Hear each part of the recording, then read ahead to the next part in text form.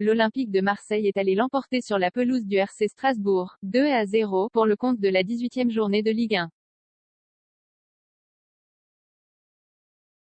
Les Marseillais ont donné une leçon de réalisme aux Alsaciens. Comment? On vous explique. Grâce à cette victoire, les Olympiens grimpent à la 2e place de Ligue 1. Au stade de la Méno à Strasbourg, souviens-toi la saison dernière, et remets ça. Comme LAN passé à peu près à la même époque, 1-0, et l'Olympique de Marseille est venu gagner à Strasbourg, 2-0. Et comme en novembre 2020, l'OM y est parvenu sans briller ce 12 décembre 2021. Que retenir de cette nouvelle leçon de réalisme? Peut-être d'abord la solidité défensive des Olympiens. Face à la meilleure attaque d'Europe à domicile cette saison, 23 buts, comme le Bayern Munich avant ce week-end, les partenaires de William Saliba ont rarement tremblé.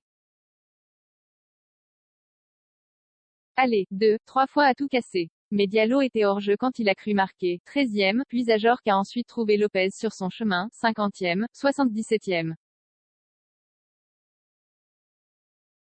Bref, peu d'alerte à signaler face pourtant, à des Alsaciens qui adorent emballer les parties.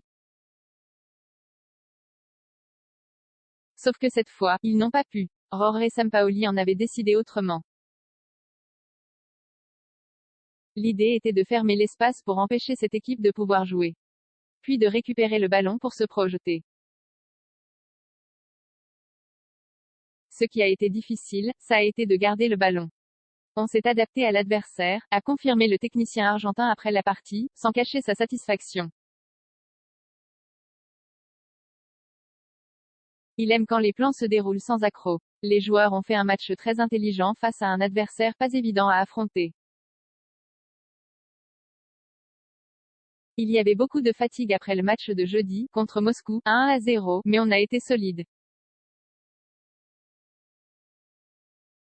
Tellement qu'en première période, le public de la Méno a cru s'endormir devant le spectacle proposé par cet OM sans prise de risque. Dans ce jeu de passe latérale ou en arrière, Lopez était alors le joueur qui était le plus sollicité, et mettait longtemps à relancer, comme si son équipe était venue chercher le match nul. Le gardien espagnol a d'ailleurs fini la partie avec un nombre record de ballons touchés, 93. Point d'exclamation. Mais résumer la performance des Marseillais à cet attentisme serait réducteur. Car il y a aussi eu du brillant dans leurs prestations. Même du talent à l'état pur quand Dieng a réussi un superbe ciseau acrobatique du droit, 0-1, 66e. Point d'exclamation. Lui qui avait tout raté jusque-là, dont un duel face à Celle, 27e, venait de se racheter et de fêter sa prolongation de contrat officialisée cette semaine. Il a fait un très bon match. Il a eu d'autres occasions encore et il aurait pu mettre d'autres buts. On lui fait confiance. Il est rapide et se crée des occasions à lui tout seul, l'a félicité après la partie son coach, qui devait quand même s'impatienter. Le Sénégalais n'avait plus brillé depuis mi-septembre et son doublé à Monaco. Là, son éclair de génie a soulagé des Marseillais à leur poussif sans être grandement mis en danger. Le réalisme marseillais l'a emporté puis, pour parfaire leur leçon de la soirée, ils ont achevé les Strasbourgeois un quart d'heure plus tard. Calé Takar a surgi au premier poteau sur un corner de Payet, 0-2, 82. Troisième titre cadré de la soirée, deuxième but, merci et au revoir. Le réalisme marseillais l'a emporté, a résumé l'entraîneur alsacien Julien Stéphan, sans arrière-pensée.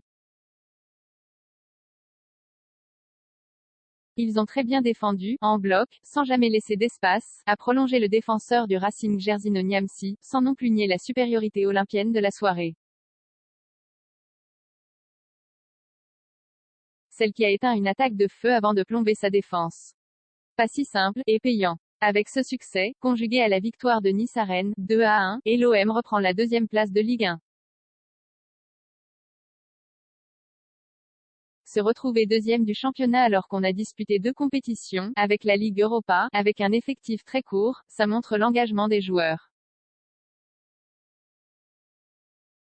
J'en suis très fier, conclut Jorge Sampaoli. 0 commentaire, 0 partage, partagé sur Messenger, partagé sur Facebook, partagé sur Twitter, partagé sur Flipboard, partagé sur Pinterest, partagé sur LinkedIn, envoyé par mail, sauvegarder une faute, imprimé.